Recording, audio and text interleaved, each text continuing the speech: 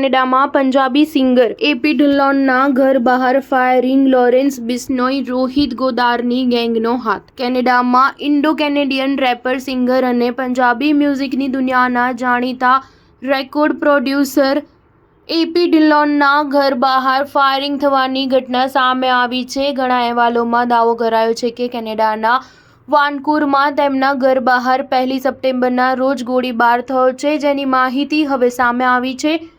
હાલ સત્તાવાર પુષ્ટિની રાહ જોવાઈ રહી છે. મીડિયા રિપોર્ટ મુજબ સોશિયલ મીડિયામાં ફાયરિંગનો વિડીયો પણ સામે આવ્યો છે. હાલ વિડીયોના આધારે તપાસ શરૂ કરી દેવામાં આવી છે. સુરક્ષા એજન્સીઓને આશંકા હતી કે ફાયરિંગ પાછળ ગોલ્ડી બરાડની ગેંગનો હાથ છે.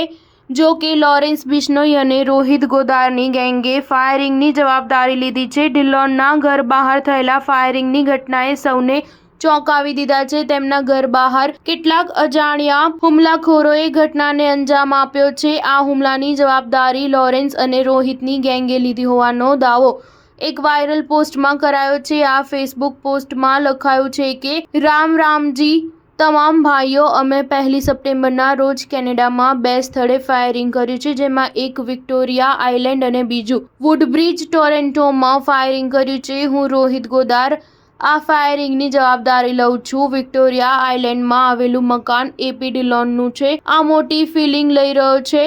અમે સલમાન ખાનની ગિલ મામલે ફાયરિંગ કર્યું હતું. તેણે બહાર આવવું હતું અને એક્શન કરવી હતી. તમે જે અંડરવર્લ્ડ લાઈફની કોપી કરો છો તે લાઈફ અમે ખરેખર જીવી રહ્યા છીએ. પોતાની ઓકાતમાં રહો, નહીં તો કૂતરાની મોતે મરશો. સ્ટાર ન્યૂઝ 7 હંમેશા સચ્ચાઈની સાથે.